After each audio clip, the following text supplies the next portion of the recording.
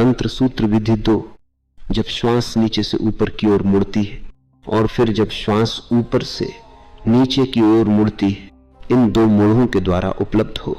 थोड़े फर्क के साथ ये वही विधि है, और अब अंतराल पर न होकर मोड़ पर है। बाहर जाने वाली और अंदर जाने वाली श्वास एक वर्तुल बनाती है। याद रहे, वे समांतर रेखाओं की तरह नहीं।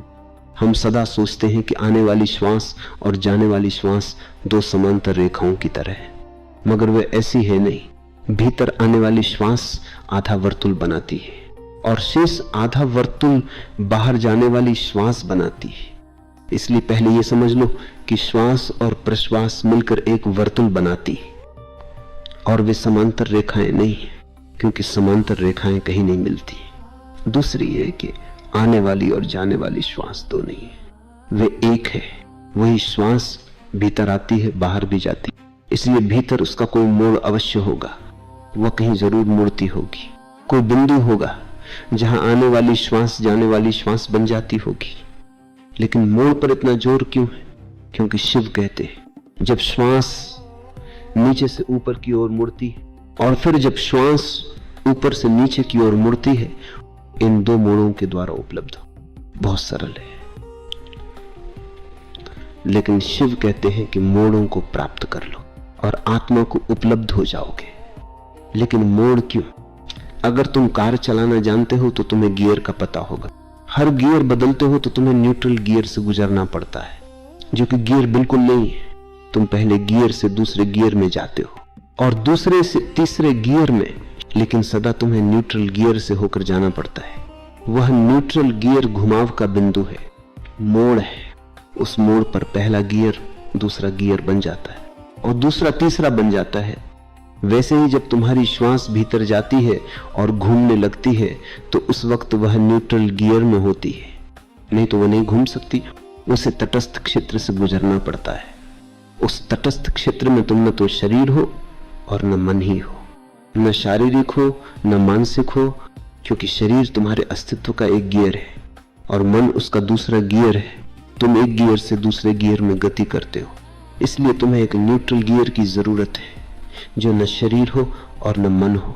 उस तटस्थ क्षेत्र में तुम मात्र हो, मात्र अस्तित्व, शुद्ध, सरल, अशरीरी और मन से मुक्त। यही कारण है कि घुमाव बिंदु पर, मोड़ पर इतना जोर है।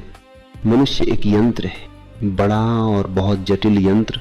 तुम्हारे शरीर और मन में भी अनेक गियर है। तुम उस महान यंत्र रचना का ही हिस्सा हो।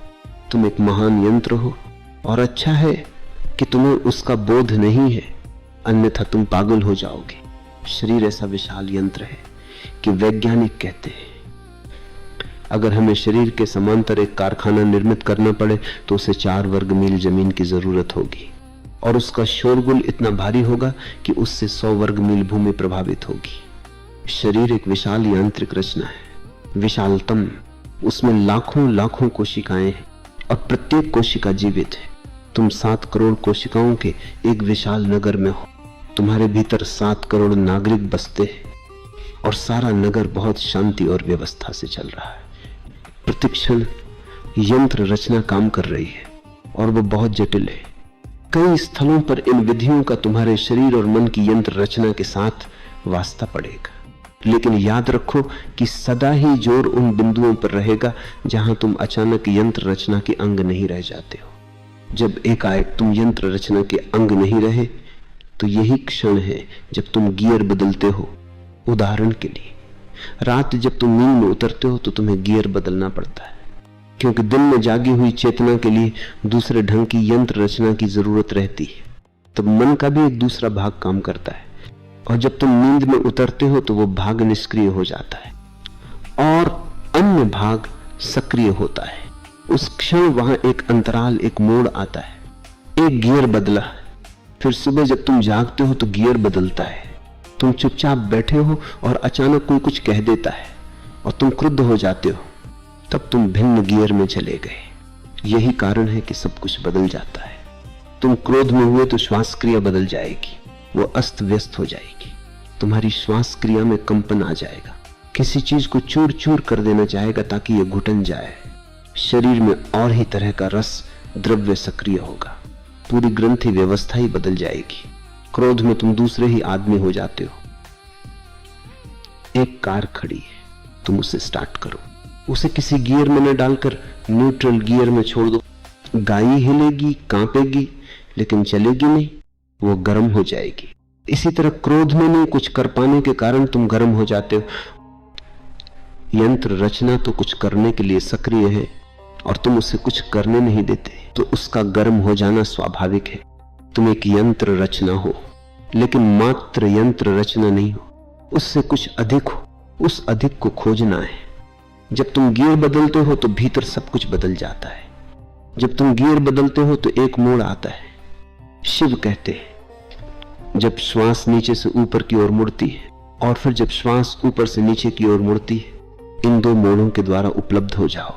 मोड़ पर सावधान हो जाओ, सजग हो जाओ। लेकिन ये मोड़ बहुत सूक्ष्म है और उसके लिए बहुत सूक्ष्म निरीक्षण की जरूरत पड़ेगी। हमारी निरीक्षण की क्षमता नहीं के बराबर है, हम कुछ देख ही नहीं सकते। अगर मैं तुम्हें कहूं कि इस फूल को देखो, इस फूल को जो तुम्हें मैं देता हूं, तो तुम उसे नहीं देख पाओगे। एक क्षण को तुम उसे देखोगे और फिर किसी और चीज के संबंध में सोचने लगोगे। वह सोचना फूल के विषय में हो सकता है, लेकिन वो फूल नहीं हो सकता। तुम फूल के बारे में सोच सकते हो कि देखो वह कितना सुंदर है, लेकिन तब तुम फूल से दूर हट गए। अब फूल तुम्हारे निरीक्षण क्षेत्र में नहीं रहा, क्षेत्र बदल गया। तुम कहोगे कि यह लाल है, नीला है, लेकिन तुम उस फूल से दूर चले गए। निरीक्षण का अर्थ होता है किसी शब्द या शाब्दिकता के साथ, भीतर की बदलाहट के साथ न रहकर मात्र फूल के साथ रहना। अगर तुम फूल के साथ ऐसे 3 मिनट रह जाओ जिसमें मन कोई गति न करे, तो श्रेयस घट जाएगा, तुम उपलब्ध हो जाओगे। लेकिन हम निरीक्षण बिल्कुल नहीं जानते, हम सावधान नहीं हैं, सतर्क नहीं हैं, हम किसी भी चीज को अपना अवधान नहीं दे पाते। हम तो यहां वहां उछलते रहते हैं। वो हमारी वंशगत विरासत है, बंदर वंश की विरासत। बंदर के मन से ही मनुष्य का मन विकसित हुआ है। बंदर शांत नहीं बैठ सकता, इसीलिए बुद्ध बिना हलन चलन के बैठने पर, मात्र बैठने पर इतना जोर देते हैं, क्योंकि तब बंदर मन का अपनी राह चलना बंद हो जाता है। जापान में एक खास तरह का ध्यान चलता है। जैन शब्द का जापानी में अर्थ होता है मात्र बैठना और कुछ भी नहीं करना, कुछ भी हलचल नहीं करनी, मूर्ति की तरह वर्षों बैठे रहना है, मृतवत, अचल।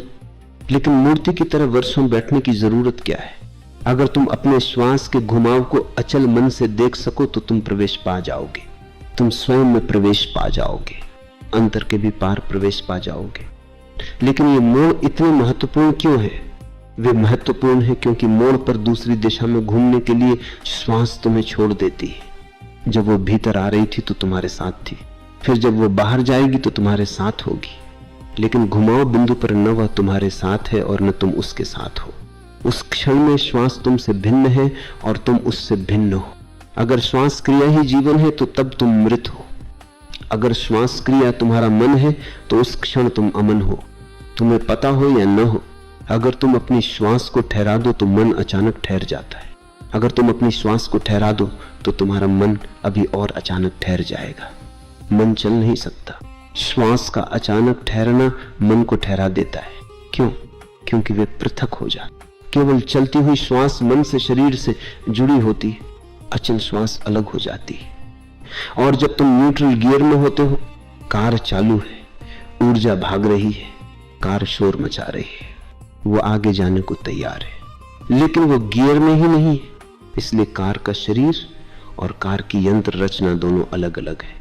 वही बात तब होती है जब श्वास मोड़ लेती है। उस समय तुम उससे नहीं जुड़े और उस क्षण तुम आसानी से जान सकते हो कि मैं कौन हूं, ये होना क्या है। उस समय तुम जान सकते हो कि शरीर रूपी घर के भीतर कौन है, इस घर का स्वामी कौन है। मैं मात्र घर हूं या वहां कोई स्वामी भी है?